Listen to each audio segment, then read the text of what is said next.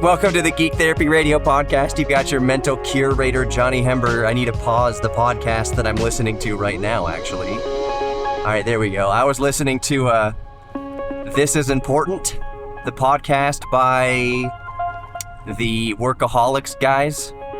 So, yeah, y'all don't need to be listening to that. Y'all don't need to be listening to that at the same time that I'm doing my podcast. I'm also currently driving through the heart of Dallas at this exact moment, past the World Trade Center in Dallas. So anybody who lives near Dallas or has ever been through Dallas knows what I'm talking about. I am on 35E, headed north to the WinStar Casino and Resort, technically in Oklahoma. It's very interesting. If you look at the WinStar Resort, Casino and Resort on your Google Maps, you'll see that it's in Oklahoma, but a part of Oklahoma that dips down into Texas. So if you are at the WinStar Resort and Casino in Oklahoma, to the south of you will be Texas, to the east of you will be Texas, and to the west of you will be Texas. The only other Oklahoma you can get is to the north of you when you're in WinStar. And don't quote me on this. I'm not looking at the information, obviously, as I'm driving here. I don't drive through Dallas all the time, so I'm not so extremely familiar with it. Just, I've been on 35E enough. Anyways, don't quote me on this, because I'm not looking at the information for WinStar in front of me.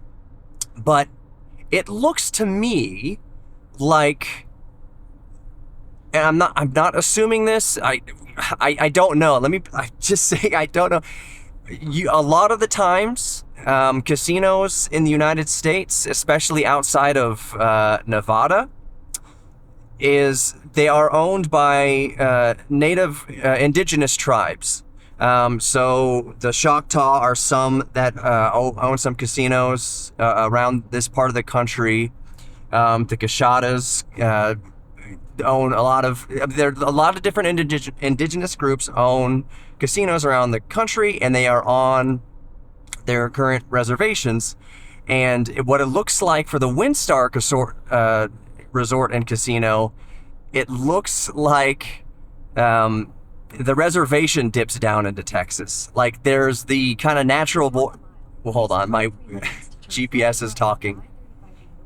Signs for I-35E North, Denton. We'll see if I have to cut those. I'll probably try. I don't know how long this podcast is going to be and how tedious it is going to be to cut out those directions. But anyways, it looks like the reservation that this casino, WinStar Casino, is on cuts into Texas. To turn slightly right onto I-35E North. Signs for I-35E North, Denton. Yeah, that's going to get annoying real quick. Continue on I-35E North. Yeah, it looks like the reservation dips down into Texas. I'm not looking at the map immediately, but when I was looking it up to put it here in Google Maps to get my directions here, it looks like, I bet you the reservation just dips down into Texas, more or less. And it's just part of the funky border between Oklahoma and Texas. So, all that to say, that's where I'm headed to right now. I am, according to Google Maps, I am 1 hour and 9 minutes away from the casino, and I'm going there just to let y'all know. I do want to talk about actual geek stuff. I want to talk about the DJI Mics 2, which you're listening to right now, by the way, and I want to talk about the DJI Neo, which I have ordered, but I do not currently have yet. I still have some thoughts on it and some concerns that I'll relay to my beautiful listener, you. So I'm on my way to WinStar Casino. My nephew is turning 18, and it is just me and a couple of my brothers are meeting. Well, two of my brothers are meeting in Dallas, and then they're going to continue on to WinStar in about an hour away in Oklahoma. And I am by myself in the minivan, cruising up to WinStar, just going right through Dallas. But we're going to celebrate my nephew's 18th birthday. My nephew, have I told you all this? So his name is Spencer. I know I've talked about him on the show. I've had him on the show a few years ago. I gotta have him back on the show.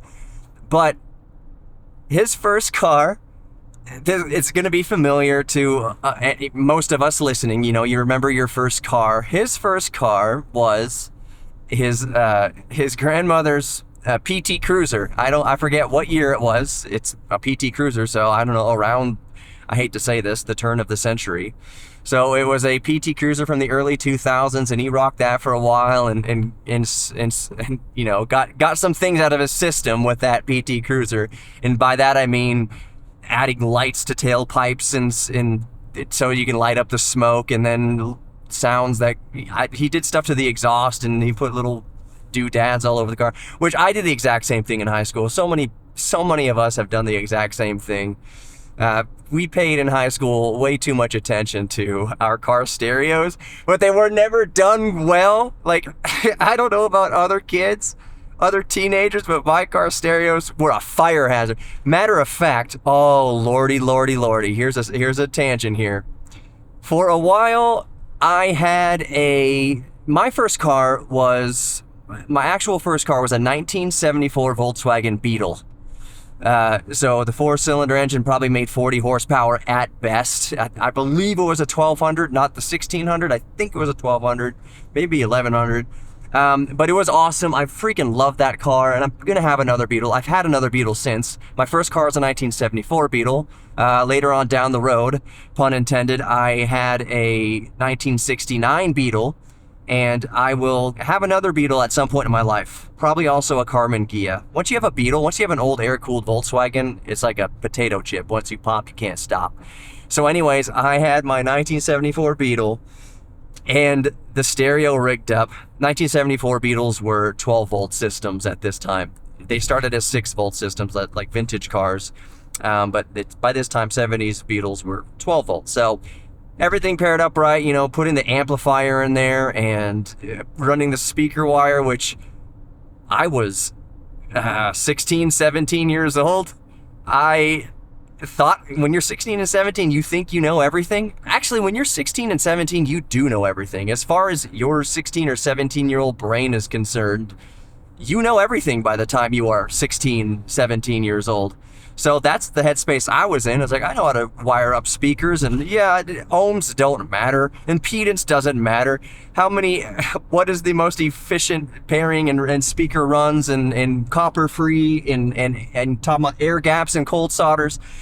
That was how my stereo was hodgepodge together. Oh, 16 by 9s. I think the Beetle can only have like 4.5 inch circular two-way speakers or something like that. Anyways, my stereo system, like so many other teenagers, was just a hodgepodge of different parts and amplifiers, anything I could get my hand on. What is this guy trying to brush me off the road for? Oh, he's just got big, wide, stupid tires. Anyways, so yeah, my stereo system, like so many other teenagers, was just a hodgepodge. And I took the Beetle for whatever reason. Y'all know me and Jiffy Lube. I think I took it to Jiffy Lube. One of my early mistakes of taking a car to Jiffy Lube, I've never once, I can't say that, maybe 1 out of the 20 times in my life I've been to Jiffy Lube, I've maybe had an experience that wasn't death-defying or damage to property or stripping the threads of my oil pan bolts and plug or whatever. So anyways, I brought it to Jiffy Lube, the 1974 Beetle that I had wired myself with all the sound system and everything. And I'm sitting there paying for the oil change. They're done. And one of the attendants like opens the door from the garage, and he's like, "Hey, dude, I think your Beetle's on fire." And I looked into the bay of the Jiffy Lube shop, and sure enough, it wasn't on fire yet. But what had happened was the power supply. I think I was using speaker cable, like 16 gauge AWG speaker cable to run power from the battery to the amplifier. No remote switch, no nothing. So it was just hot all the time.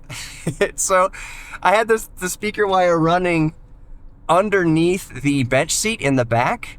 And this is 1974 technology. There's no like soft rubber contacts for where the seat meets the chassis or anything like that. It was just it wasn't metal on metal. At this point, it was. The leather was so worn back there, or vinyl. I don't know what the heck they used in Beetles back then, but The material for the seat was so worn, the outer covering of the seat was so worn where they kind of fold it under and tack it together, staple it together on the underside of the upholstery, was so worn that the metal coping, the metal rail, the metal edge of the seat itself, the seat frame itself, was making contact with the metal chassis of the Beetle.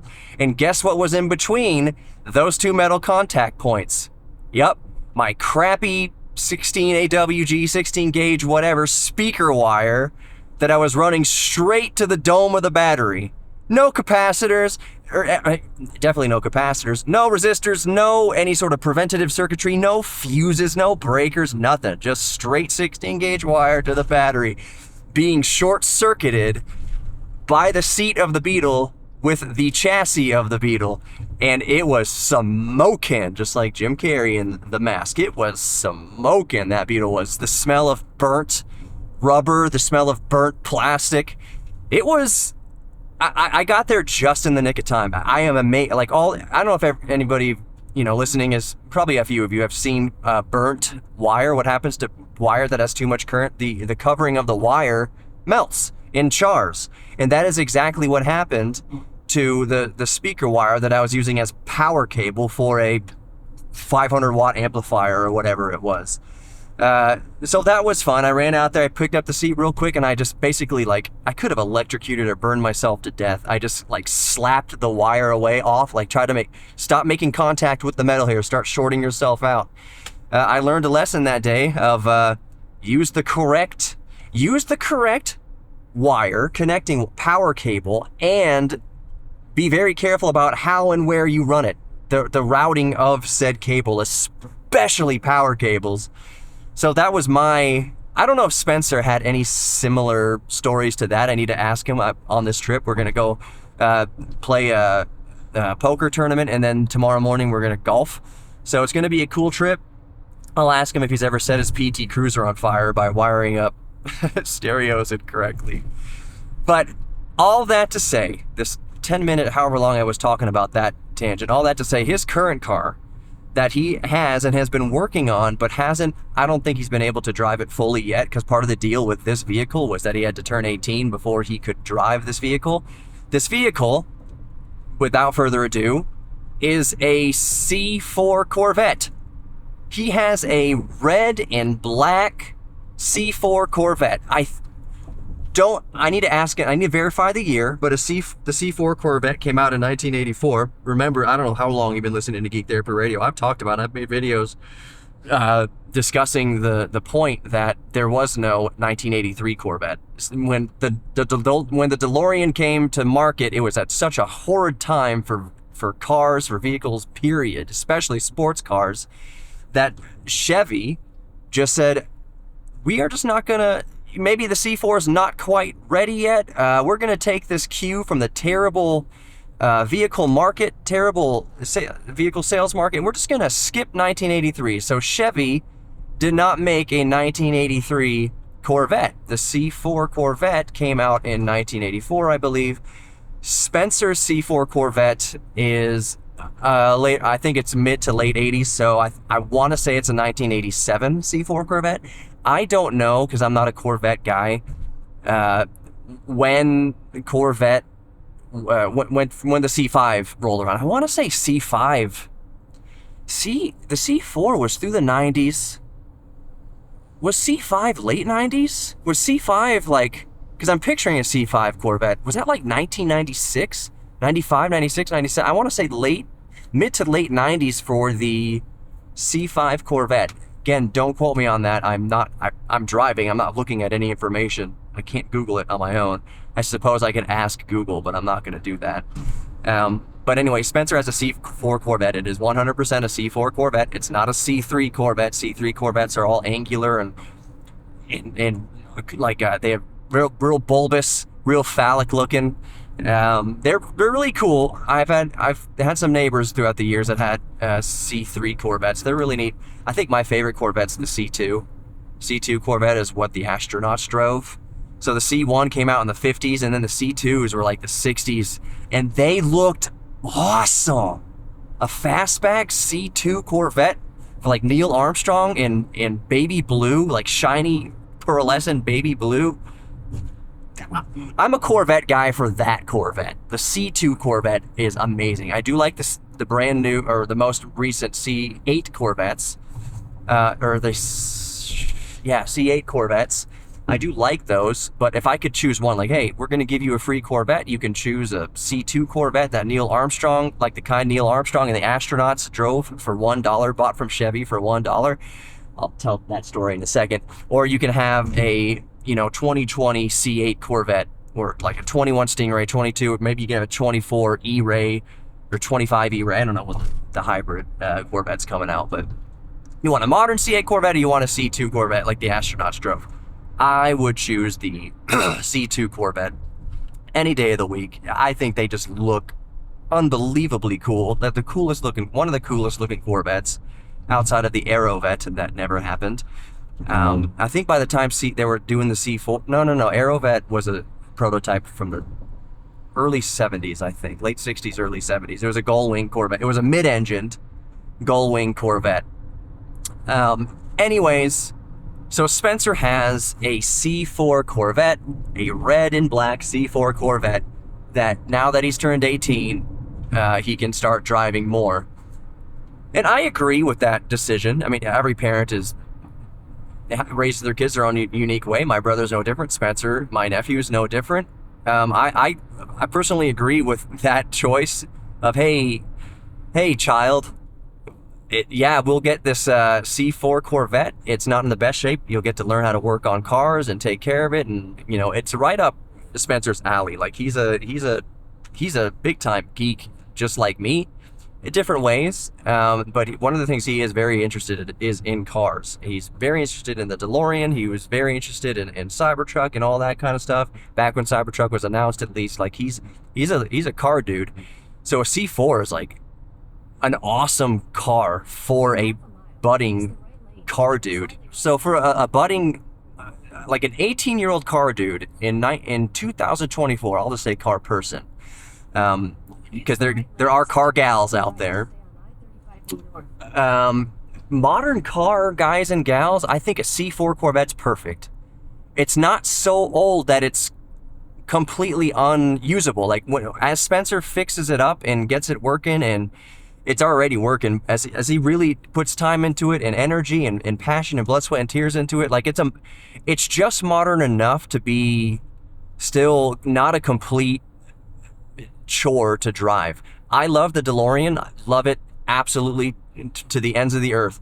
But you are reminded about how old cars, how far we've come with just comfort, especially in daily driving cars, even the high-end sports cars for that matter. Everything's power assisted.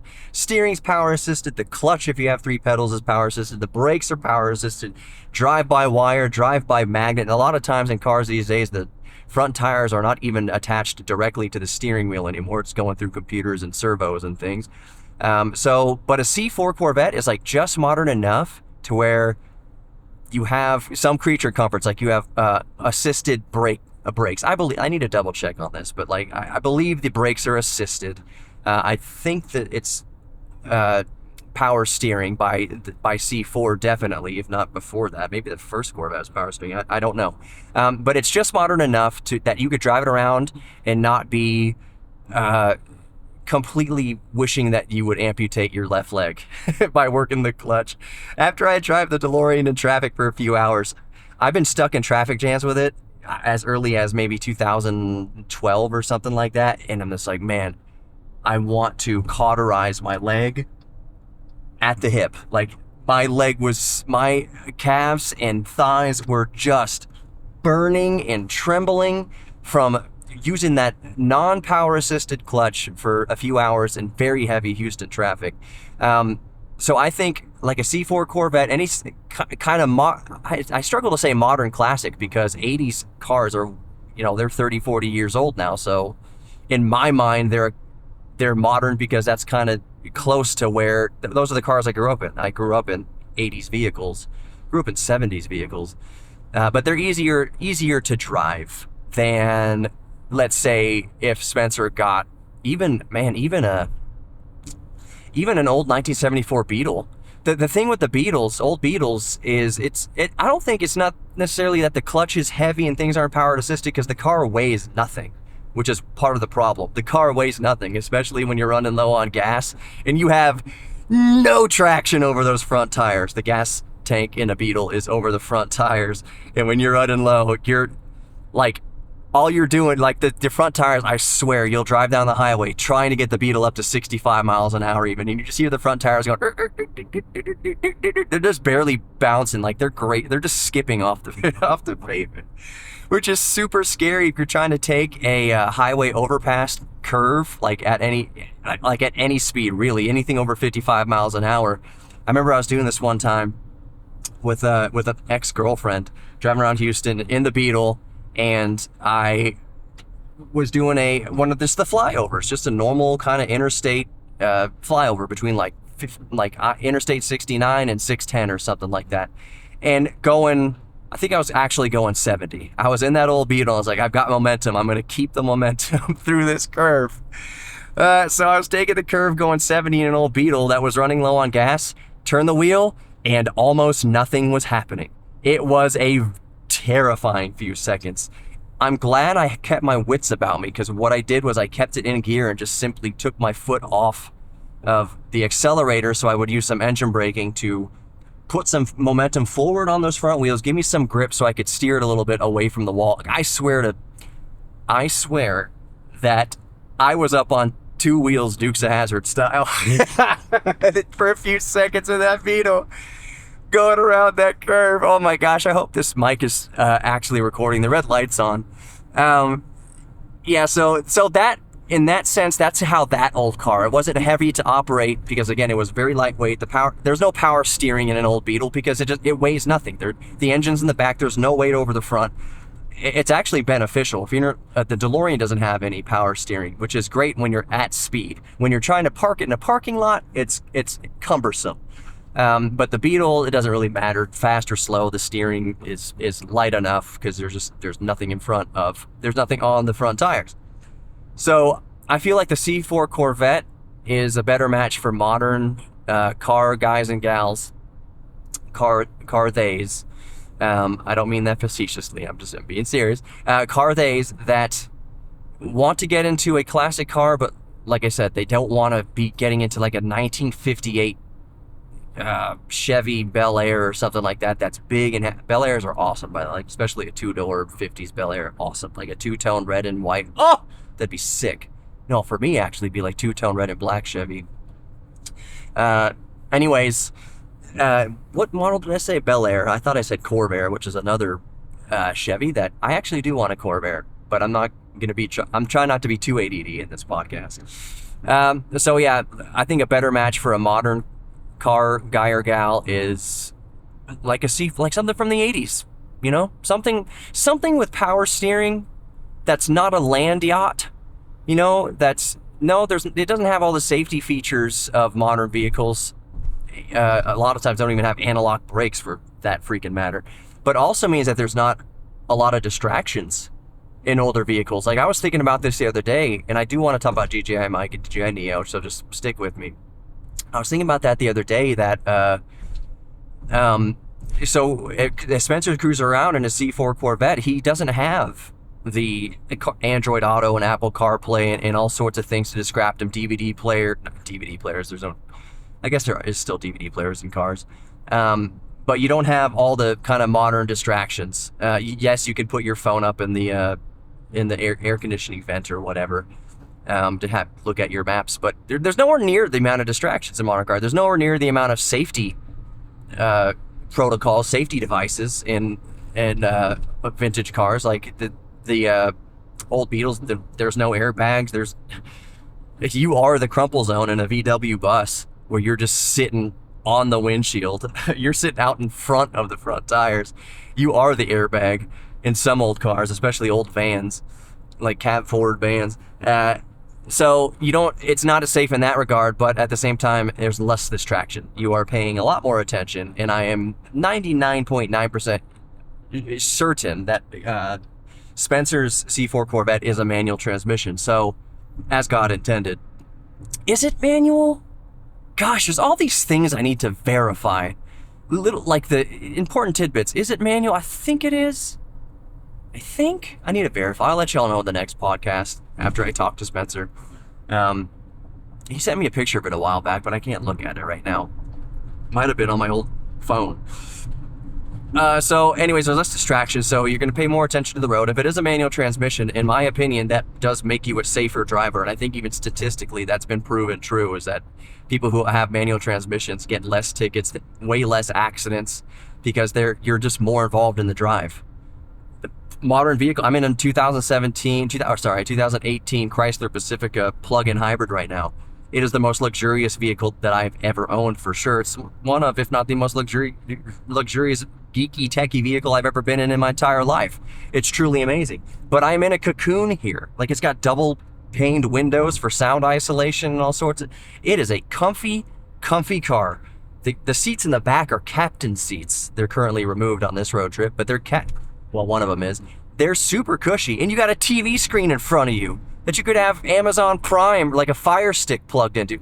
I think the current Pacificas just have Amazon Fire built into it. Like, you don't even need to plug in a stick to the HDMI port. The car just has Amazon Fire Stick built into the infotainment system. It's crazy. That's where modern cars are these days. That's how they do it.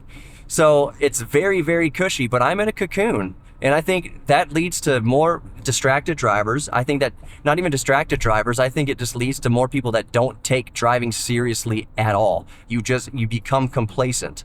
You're so isolated. You're going 85 miles an hour, but it feels no different than you're going 20. It's so cushy, and you're listening to your music in high fidelity, your podcast, you're using every part of your brain except the part of your brain for driving. So distracted. Watch me say all this and then get into a fender bender here, driving just north of Dallas. I'm at Lakeview Boulevard and Post Oak Drive, and someone just pulled in front of me with no signal. Fun. But even as I'm giving this podcast, I'm not giving the best example, but I am still the first priority in my mind. What I'm devoting my brain power to, obviously, is driving. If I'm slurring my speech or I'm misspeaking, it's because I'm thinking about driving first and before anything else. But I am in a modern vehicle that can lead itself to being complacent, not just distracted, but complacent. You're so detached from everybody around you. The windows are so tinted you can't even see each other's faces. Have y'all noticed, as I'm going on tangents here, I promise I'll get to the DJI stuff here in less than 2 minutes, I promise. Have y'all ever noticed, this is the last point kind of on this tangent, have y'all ever noticed that people in convertibles with the top down, like people driving with no roof on their car, where you can just see their face and you can see their whole person, you notice how they drive a lot better than, like, if you had 10 people in convertibles with the top down driving around, I guarantee you all 10 of them, if not 9 out of 10 probably, I'll be a little bit conservative with this, they're all using their turn signals. They're all using their blinkers. They're all kind of doing their best in traffic. They're keeping up. They're not cutting people off. They're not being a-holes, usually. They're just, usually, in my anecdotal experience, people driving with the top down drive better. And do you know why that is? Because I've thought about this so many times. Like, why is it it could just be me noticing things, but why is it that at least seem like people driving convertibles with the top down tend to drive better, they're on better behavior when they drive? And I've pinpointed it. It has to be because they are not anonymous. I'm looking at a yellow Dodge Charger next to me. It's all yellow, but the windows are tinted, looks like 65%. I cannot see who's in that car. There's a Mercedes next to me. I can't see who's driving that car. And when you're that anonymous, it kind of emboldens your a-hole attitudes. Or like, I can be a punk on the road. I can be an a-hole on the road. No one can see me. I'm just anonymous in here. Versus a convertible, everyone can see you. And I remember one time my blinker didn't work I had a 2004 or 2005 diesel Jetta, which I loved, but my left blinker light went out. And I drove 10 miles, I didn't have time to replace it, because what I would have wanted to do was immediately go to the auto parts store in my wife's car and replace. I didn't even want to drive the car with the blinker not working. I was so ashamed to be that driver that doesn't use blinkers that I would have preferred to not drive the car. Just treat it like it was totaled until I knew that all the blinkers worked. It's funny, I would have driven the car with no oil before I would have driven it without a blinker bulb. What does that say about me? I would have risked the life of the car itself versus just drive a few miles with no left blinker. Like that's how important being a good driver is in my mind, is that I would prefer not drive a car if the blinker's not working. So anyways, but I did have to drive it in this instance, and it's been more than 2 minutes before getting to the DJI, I know. But I did drive it like 10 miles to work, just like, shielding my eyes from other drivers. Like I was using hand signals, like, please don't shoot me. I'm not trying to flick anybody off. I'm just trying to tell you that I'm trying to merge left or whatever. So I was so ashamed and so self-conscious when I had to drive just 10 miles out of my entire life of driving without a blinker. I was so ashamed. And I think that kind of plays into why convertible drivers tend to drive better, in my experience, is that they can see you. I'm not going to be that douchebag who doesn't use a blinker, versus you're in a fully tinted car like this Infinity right next to me. You can't see it because I'm not rolling video. I'm not saying that person's a douche. They haven't done anything wrong yet, but that person might be more bold and they use their blinker. Awesome. Great job, Infinity, Black Infinity.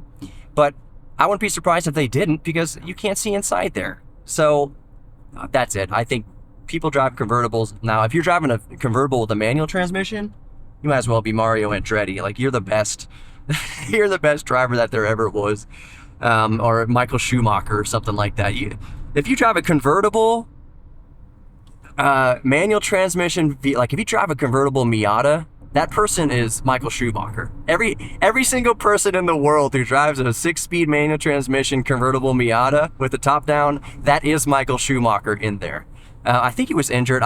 He was injured like a while back, like very seriously. Speaking about Michael Schumacher, he was the Stig on Top Gear. Sorry to do a spoiler 20 years later. But he got in a bad accident, like a real, like life-threatening, paralyzing accident. So I haven't checked on that situation in 15 years. I don't even know. But he was considered to be the best driver on planet Earth at the time. And so anybody in a convertible 6-speed Miata it is Michael Schumacher in there. So, but just to clarify that. All right, let's move on to DJI stuff for reals. You are listening right now to the DJI Mic 2. I realize as I'm recording this, or right before I started recording this podcast, that I recorded another podcast in between, and I haven't uploaded it. Like I recorded a podcast talking about the DJI Mics 2 and the DJI Neo, and I have not uploaded it. This will supplant that podcast. I'll upload this one obviously instead. So I do have the DJI Mics 2 with the firmware update, most recent firmware update. You're listening to it right now. As a matter of fact, while yes, I have added post-production noise cancellation in DaVinci Resolve, you are listening, however, to the EQ curve of the DJI Mics 2. So, all right, GPS is going to talk to me for a minute here. Yeah, so the DJI Mic 2, you're listening to the baked-in EQ profile. In the unreleased podcast, I had mentioned that the new profile it does sound great for built-in EQ, for baked-in EQ, baked-on EQ. You can think about EQ like a LUT in videography. EQ preset is like a LUT for audio, basically. So that is the baked-in EQ. On I-35 north for 39 miles. 39 miles. You can't change it. I cannot go to a flat EQ curve anywhere in the settings, which is kind of a bummer. But the plus side is that the baked-in EQ sounds terrific.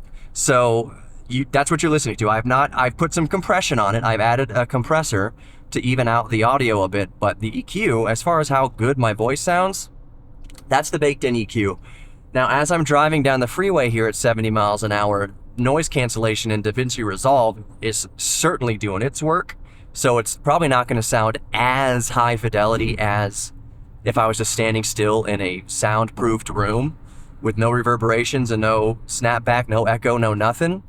That would sound the best with this mic for sure, like maybe put in front of a pop filter or a windscreen, but you're listening to it wedged to the roof of the car with my sun visor and the noise cancellation of DaVinci Resolve happening.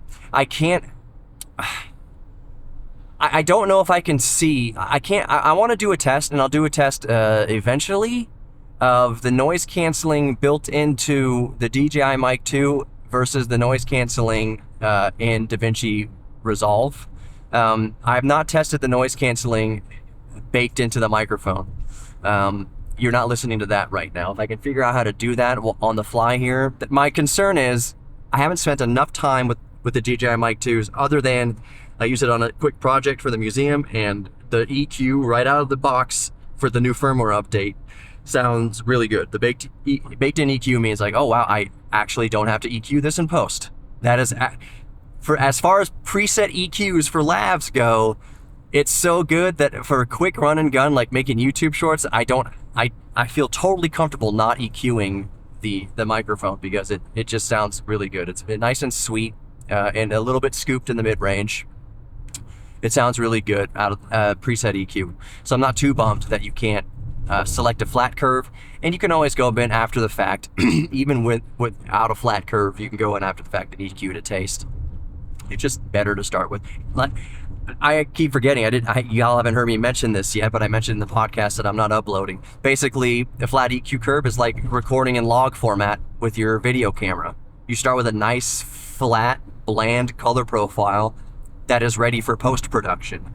It's the same where you can add saturation, where you can start messing with the chroma and the high and the low and pull apart the color curve and everything to get it looking and do all the color grading you want. But you start with a nice flat log format to begin with in video. That's what having no EQ curve on a microphone is. You're recording it through the equipment into your device, and then just like you color grade footage, you go back later with the audio and you sweeten it, you EQ it, you add the compression, you do the quote-unquote color grading to the flat audio. But that's a little bit kind of behind the scenes audio production stuff. But the DJI Mic 2, the reason I'm not activating the built-in noise cancellation is I'm not sure that it will take. Maybe it will, maybe it won't. I don't want to press the wrong button here while I'm driving and then have to figure out how to start recording again and fiddle with noise reduction, with a built-in noise reduction. Because I don't have the transceiver out. The transceiver is in its case. The case is closed. It's not hooked up to the transceiver. This microphone is recording internally as I speak. So you are listening to the noise canceling of DaVinci Resolve. However, I want to show how good the DaVinci Resolve noise reduction is. I am going 75 miles an hour on 35 north through Houston, through some rolling hills and prairies just north of Dallas on the way to Oklahoma.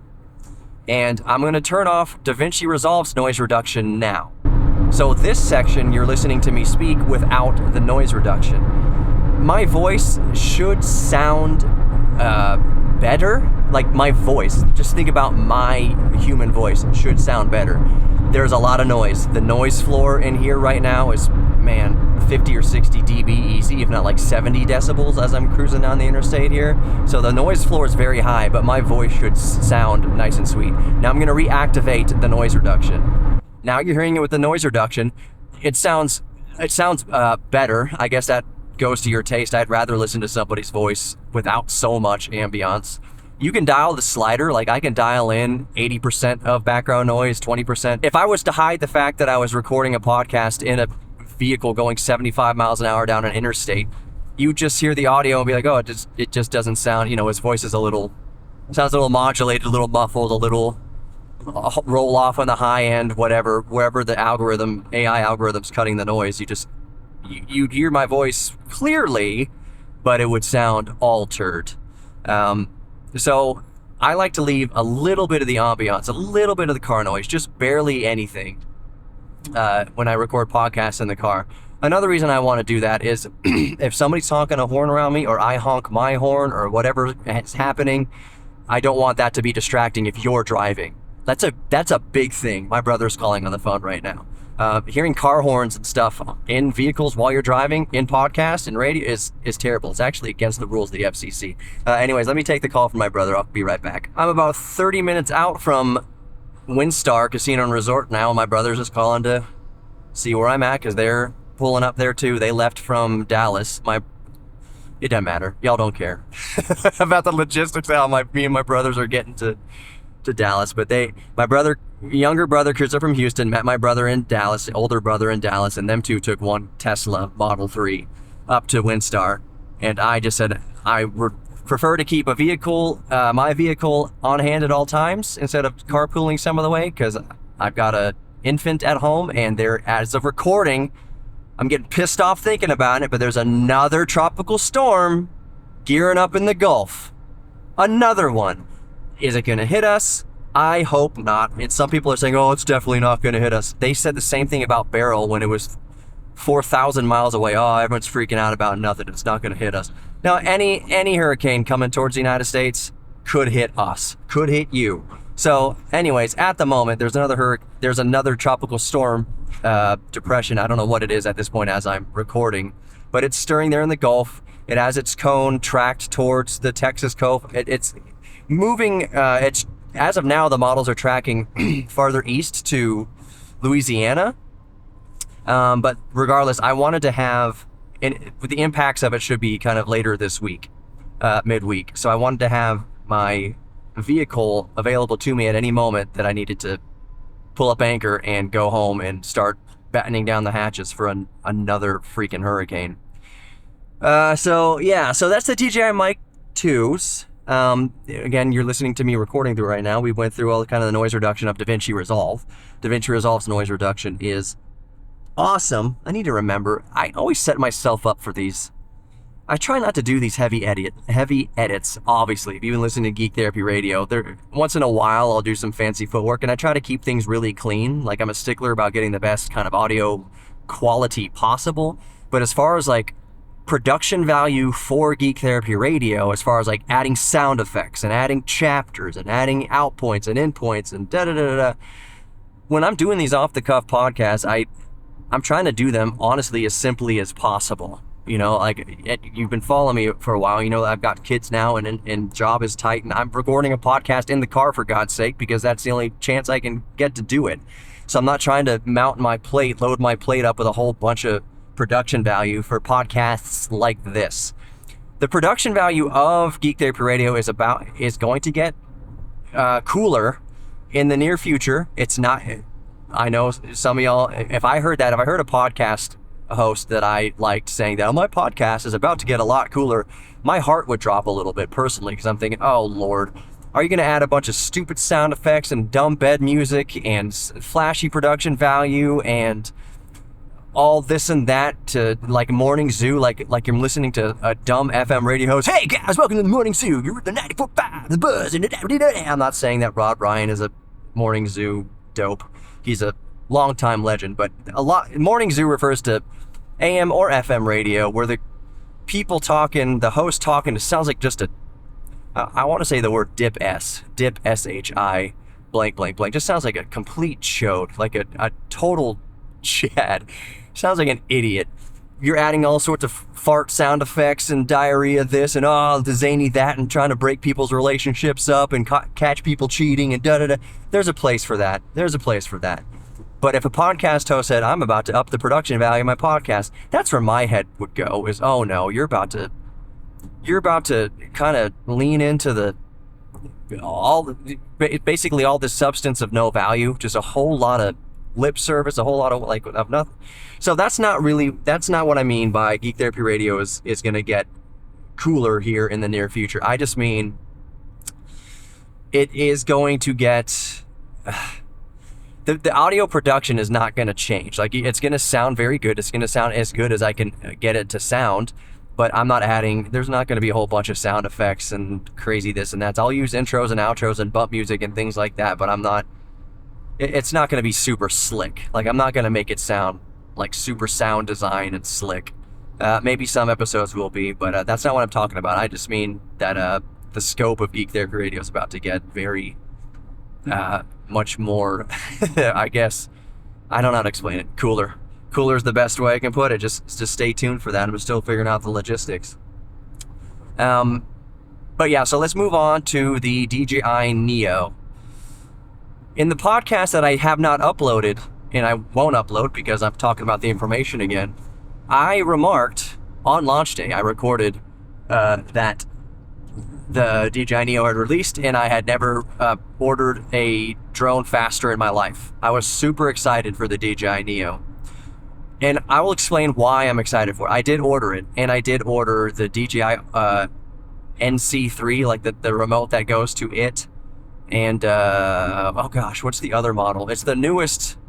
It's the most current version of the cheap remote. The remote, the version of the remote, DJI remote, that you still need to put your smartphone into or tablet to fly the drone. I got that newest version. It was $130 or whatever from DJI to use with the DJI Neo, in addition to its controllerless flight. You can fly the DJI Neo either completely hands-free, just with preset quick shots that you just dial in on the top of the drone and it lifts off and lands from your hand when it's done. Really, really cool. Totally hands-free. You can also pair it with your phone itself and fly it just touching the screen of your phone. That has simulated joysticks to fly the drone around just with your phone. With limited range, obviously. You're on the just local Wi-Fi of your phone. And then you can also operate it with FPV. You can operate it with the Aveda controller, like the goggles, DJI goggles and all that. And you can operate it with various remotes, traditional remote controllers with screens either built into them or not. I have the DJI RC Pro that I use for my DJI Mavic 3 Pro and my Mini 3 Pro. That is incompatible with the DJI Neo, which I didn't have high hopes that it would be compatible. Maybe it can be backgraded to work with the Neo. I don't know. The Neo works on OM4, which is the newest transmission system from DJI, hence why I needed to get a new remote if I wanted to use a remote with it. So let me tell you why I was excited about the Neo. The size of it, 120 some odd grams, even smaller than the Mini series. It looks like it's built like a tank. The tests that I've seen, it's bashed into tree branches and limbs and fallen and doing all sorts of things. It's kind of built to take a little bit of a licking because one reason is it's got all the propeller guards on it that I plan to just leave on it, and it's very lightweight, so there's not a whole lot of momentum being carried into the side of a tree, or in my case, usually a house. But so it seems pretty durable. I was willing to take some concessions with video quality. I'll get to the video quality here in a moment. At least my perception of it from the reviews I've seen, and my sentiment is not alone about the video quality. I'll get to that in a second. But my main reason, there was a lot of, since I already have the Pro version of the drone, I have the Mini 3 Pro version of the drone, I've gotten like my real content creator cinematic drones. Like I've got that covered. What I was curious about with the Neo, the biggest curiosity to me with it is, especially in handheld mode, is it still subject to geofencing? I bet you with the remote controller, with your smartphone attached to it, and it's connected to the cloud or to the Wi-Fi or whatever, your cellular network, I guarantee you geofencing is still a thing for the DJI Neo. Again, I have not tested it out. I don't have the Neo in my grips, but I bet you, especially when using with the controller, that geofencing is still a thing. I don't know why it wouldn't be. Maybe they don't think it would be because, all right, this person's not getting over, so I'll just pass them. I bet you geofencing is a thing when using with the controller and you're plugged into the entire network, basically. Where I'm curious about geofencing, I'll rephrase it like this. I assume there is geofencing using a remote controller, and I assume there's geofencing probably even if you're just using your phone as a remote control. But I wouldn't be surprised if there wasn't when you're using with your phone, because the range on your phone is so limited, you can't be putting it 400 feet in the air, most likely, with the phone. Maybe you can, maybe you can't. I haven't tested that. But you don't have the range.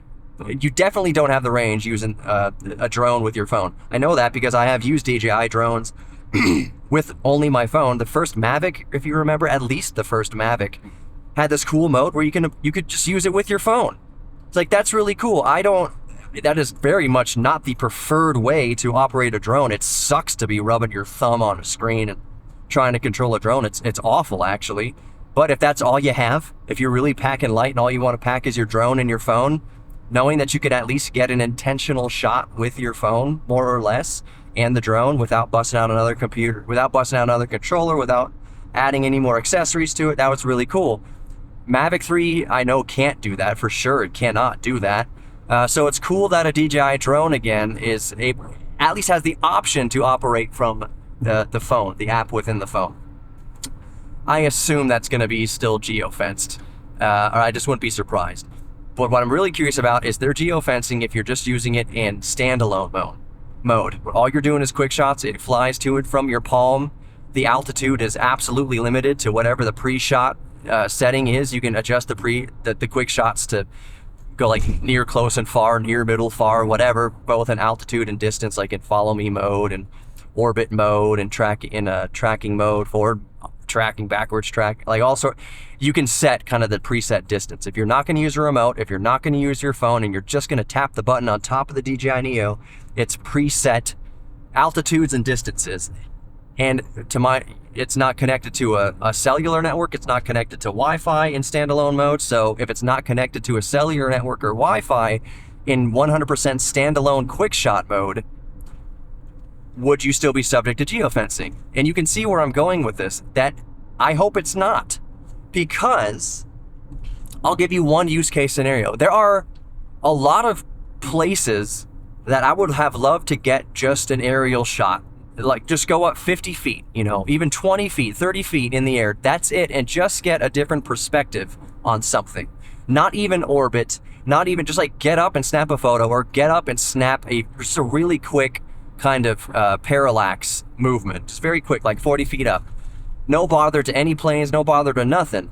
But if you're in a geo-locked zone, if you're in a geo-fenced zone, you can't even go up 40 feet. If you're in a geo-fenced zone, like I should be more specific, if you're in a geo-locked zone, because you can be in a geo-fenced zone, it will just give you a warning, hey, you're in some controlled airspace, be careful, but you can still take off. There are some zones, especially really close to airports, or if you're in any path of the flight pattern at the end of the runways, especially, there's an invisible kind of triangle that goes out from the end of the runway in geofencing that is just red. If you're in that triangle, for instance, you cannot even start the props of your drone. You will set the drone down on the ground, you'll turn on your controller, you'll link it up, it'll sit there, and it'll link up to the remote control, and then it will say cannot take off. And you'll be like, why can't I take off? I can't even get the rotors to spin up. You can't take off because you are in a geo-locked zone. Some zones are so locked that you cannot apply on the spot to unlock it. Some zones you can apply on the spot to unlock it. You basically have to do some extra registration with DJI and with the FAA on the spot. You send them your serial number, you agree to a few a user agreement that you understand you're taking on the risks, you understand that you can go to jail if you do something incorrectly here. I'm already registered with the FAA, so it's just kind of an extra step. So you apply your phone number and all that stuff, and you can unlock some zones just right there. If you have a cellular connection, at least, or a Wi-Fi connection, you can unlock some zones. Some zones, like at the end of runways, you cannot unlock it, period. There is no option to get special clearance from within the app to fly your drone. You can go another roundabout way of contacting. You need to go to the airport, do paperwork, contact the FAA, get DJI involved. You can get like a permit to fly in restricted air, that kind of restricted airspace, but you cannot unlock that airspace just within the app, like especially at the ends of runways. So my use case, and why I'm curious if it's subject to geo zoning or geo locked zones or even any just geo warning zones, is the Houston Museum of Natural Science in Sugar Land, the Sugar Land campus. Any of you who listen in Houston, probably, if you didn't know that we have a museum also in Sugar Land that your membership is equally as good at, we have two satellites actually. So we have the main campus downtown on Herman Park, and then we have the Sugar Land location in Sugar Land, and then we have the George Observatory over in Brazos-Bend State Park. That is all technically Houston Museum of Natural Science. Brazos-Bend State Park is not affiliated directly with the Houston Museum of Natural Science, but the George Observatory, the big 36-inch telescope, and other telescopes we have out there, that is absolutely the part of HMNS. So the Sugar Land location is basically at the end of the runway of Sugar Land Airport. So I'm driving over these road humps. It's at the end of the runway of Sugar Land Airport. Doesn't matter which way the wind's blowing, so which way the airplanes are taking off or landing from. You're at the end of the runway, and it is in a locked drone zone, locked geo-lock. I cannot, I put my drone down on the concrete to take off, I can't even spin up the props. It says you cannot even attempt to fly here. It is and not just geo-fenced off, it is illegal to fly here without, contacting the airport and the FAA and all that kind of stuff. So I'm curious, the Neo in quick shot mode, not attached to Wi-Fi, not attached to cellular, not attached to nothing, is it still geofenced? Can I get that 40-foot shot of the facade of the museum with the DJI Nano? That's where it gets interesting to me. Can I now get some shots in geo-locked locations that with any other drone I can't get? I will... There's a speed trap ahead. Speed trap ahead. I will take a little bit of reduction in video quality if I can get shots that I could not get before. So that's going to be interesting to figure out. Let's talk about some of the pushback or the criticism now of DJI's DJI Neo. There's a little bit of grumbling in that you can get it in Europe now. Like on day one launch, it came out September 5th or September 6th. I believe you could order it and people in Europe and in Malaysia and everywhere had it in their hands. They could fly it. If you're in North America, at least in the United States, I don't know about Canada, but in the United States, it's only going to be available in the United States from October 6th. So like almost exactly 1 month out from launch, can American buyers have access to it. So that means you can purchase it on October 6th. It's probably not going to get to my doorstep till October 7th or 8th. If it gets to my doorstep on the 7th, that'd be pretty cool, but I'm anticipating 1 or 2 days for shipping. So I won't get it until early October to really put it through the test. Here's what I hope, because here's the other feedback. Here's the other criticisms and gripes you see around Edit in different corners of the internet regarding the DJI Neo. And I agree with this full stop. The footage is not just like a downgrade. The footage is not just not as good as a Mavic 3 Pro or even a Mini 3 Pro or Mini 4 Pro. The footage from the Neo is straight up awful garbage for any device that exists in human history. It is not a good image, at least from these initial reviews. This first firmware, the image is bad.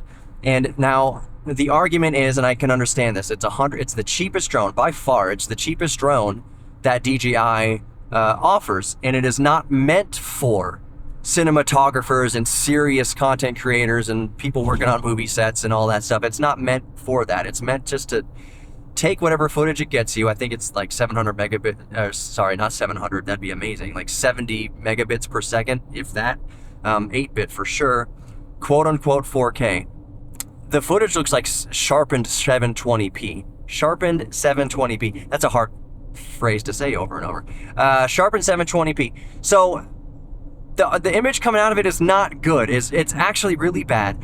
I think if you have the goggles, what I've read so far, again, since I don't have the drone in my hand as a recording, what I've read so far is that you can adjust the sharpness in the DJI goggles. Like if you have it paired up to the goggles, you can adjust the sharpness of the footage you are recording. And I do know that in reviews that I've seen, that when you're using a remote control, not the app, but you're using an actual dedicated remote control, that you can adjust the ISO and shutter speed and some things like that. I'm not even sure about, I don't think with the app yet in the controller that you can adjust things like the sharpness or saturation. I don't think that's a thing yet. And I say yet because I'm getting to something here. But if for someone who's just buying it, someone just spent $199 and they want just to use the quick shots and all that stuff, it's not, the footage coming out of the drone is not intended to be edited. Like it's supposed to just be good enough for a $200 drone to get the 15-second shot and be done and post it on your Instagram and then be done with it. So I get that. I do get that. There does come a point though, however, where it's like, yeah, well, maybe you buy the $199 drone and you don't buy any controllers for it. You just kind of use a standalone, or you maybe use it with your phone. I can understand limiting the options, limiting limiting how you can adjust the settings of the video. I get that. In that case, $199 and just be done with it. It's not supposed to be super editable and whatever. It's supposed to just go from your drone to your Instagram. That's all it's made for. Strangely enough, it doesn't have a dedicated vertical shooting mode yet.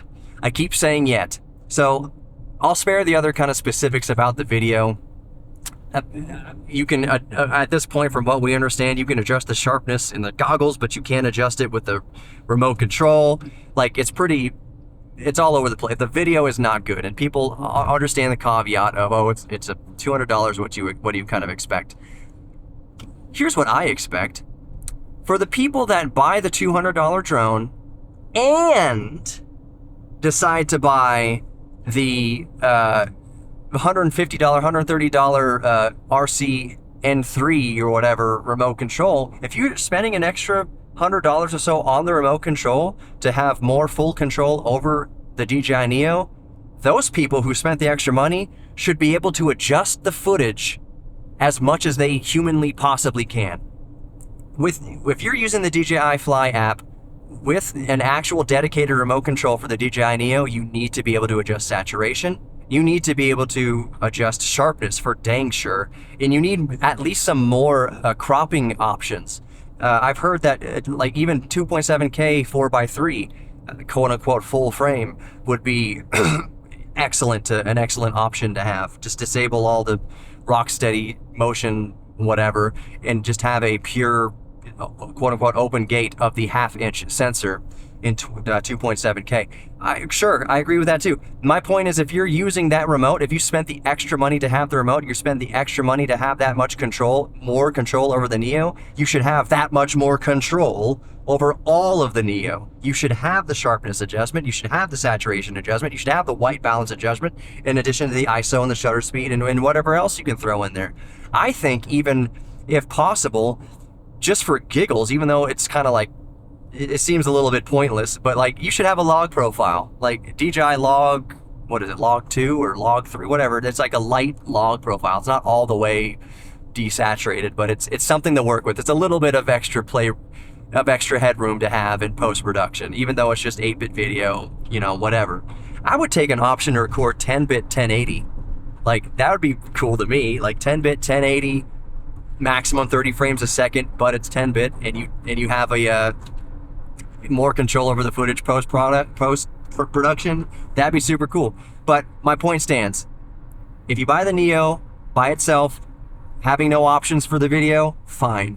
If you buy the Neo and then you buy a dedicated controller to have more control over it, you absolutely need to have more options over video. I kept saying the word yet. You can't adjust saturation yet. You can't adjust sharpness yet. You certainly can't adjust color profiles yet, or white balance to my knowledge. I say yet because DJI has done this in the past with past drones. The DJI Mavic 3 Pro, the super telephoto lens, was trash when it first came out. It was unusable. The first adopters of the DJI Mavic Pro 3 were just don't even use the third telephoto lens because it's just garbage. But DJI fixed it lickety split. They added the color profiles. They added the ability, I believe, to, you can do 10-bit with the super telephoto. I don't have it in front of me at the moment. But you can certainly do log profile. You can't do like the flattest log, but you can do a log profile now in the DJI Mavic 3 super telephoto lens. They beefed up that third lens with firmware updates and added features to the drone through firmware updates. So with all these criticisms of the DJI Neo at launch and all my concerns, I'm just like, I'm not that worried about it because DJI has fixed these issues after the fact in the past. And I would not be surprised in the absolute slightest that before American buyers get in their hands on October, becomes available on October 6th and in their hands by October 8th, I wouldn't be surprised if a firmware update comes out before October 6th that fixes, at least addresses the image quality issues. Like, it's truly, it's awful. When Potato Jet, this is what I got into when I did the first recording that I'm not using. The first review I saw was from Potato Jet, and they had a DJI representative, and he said, yeah, the footage looks great. The DJI rep says, yeah, the footage looks great. And I'm like, did I imbibe some substance that's making my brain not think straight? This video looks awful. The audio, the video, don't even talk about the noise canceled audio coming from the DJI app. We're not even talking about that. The footage from the drone looks terrible. on the Potato Jet review and a lot of other reviews. It looks truly awful. And I was like, is it just me? No. Well, other reviewers, same thing. Anybody who's got the drone in their hands already said the same thing. Same look. It just looks oversaturated and over sharp. 4K looks like sharpened to 720p. It's washed out. It's awful. But that's things that can be addressed. That's things that can be addressed in a firmware update, and DJI has addressed those things in past products in the past. They've done that. They've adjusted the video quality after the fact in firmware updates. That's a common thing for DJI to do. They keep making their products get better and better and better as you own them. They support them for like a few years afterwards. You'll get an update for your Mavic 2 or something like that. Mavic 2 is kind of old by now, but for several years after the fact, you get these creature comfort, these improvements to the DJI products. So there's no way the DJI Neo is coming out the gate like this. There's no way that this is straight, then turn right. There's no way that this is just what the DJI Neo is going to be. It's just going to be these things that's lacking a lot of features and has terrible image quality. I don't think DJI is going to stand for that. I think DJI is going to take this video quality thing hyper seriously, and they're going to change it. I think they're going to change it before it gets into American hands. That is straight up my prediction. I would not be surprised at all if they fix this by, what am I doing? If they fix this by October 6th. Golf club's to the left and I'm going right. As you can see, or hear, I've made it to my destination. So I'm going to start wrapping up the podcast. I will do a follow-up podcast after I actually have the Neo in my hands and have some experience with it. But I'm just taking a bet right now. I'm at a casino. I should go to a table. Find the table with where the bets are. Is DJI going to release a firmware update before Americans get the DJI Neo in October 6th? And I would say, I'll put $100. I'll put $100 just to make it worth my while if I do win. I'll put $100 that DJI does a firmware update to address video quality issues at least before October 6th or by October 6th. I fully would not be surprised in the slightest if that happens. I'm kind of counting on it, really. DJI prides itself on image quality and in listening to users, and the customer service experience that I had repairing my Mavic 3 was unmatched by any company I've ever worked with. It was very pleasant and very easy to get my drone worked on, send it into DJI to get work done to it. So DJI, they stand by their products and they listen to the customers. I'm not being paid by DJI at all to say any of that. It's just my experience, anecdotal experiences. I had a good time. I had a very pleasant experience working with DJI to fix my drone, and I know how much they care about their products and especially image quality because I've owned DJIs for years. Oh man, there's a black and red C8. Oh, that does look good though. That does look awesome. All right, I think that's it. I'm parking. I'm gonna call my brothers to see where the heck they are. You've been listening to Geek Therapy Radio. You are worthy of love. You are worthy of giving love. You are worthy of receiving love, and you're worthy of your own self-respect. Lean into your geek thing. Take care, be safe, and I'll talk to y'all next time. There's the off button on this. There it is. Actually, psych, you know what I'm going to do? I'm going to do a test of the built-in noise reduction. I'm going to press the button. You press the power button once, I believe, to enable noise reduction. So let's see. This is built-in noise reduction being activated, hopefully, on the DJI Mic 2. Okay, pressed it. There was a vibration, and the light turned a little bit greenish yellow on the other side of it. So maybe this is noise reduction. I'm going to press it again to see if noise reduction goes away. DJI noise reduction goes away. Okay, now theoretically, this should be the non-noise reduction DJI Mic 2, non-DJI noise reduction. Previously, you were listening to the DaVinci Resolve in the body of the podcast, but this is DJI's noise reduction. Yeah, we'll see how this sounds. Take care, y'all.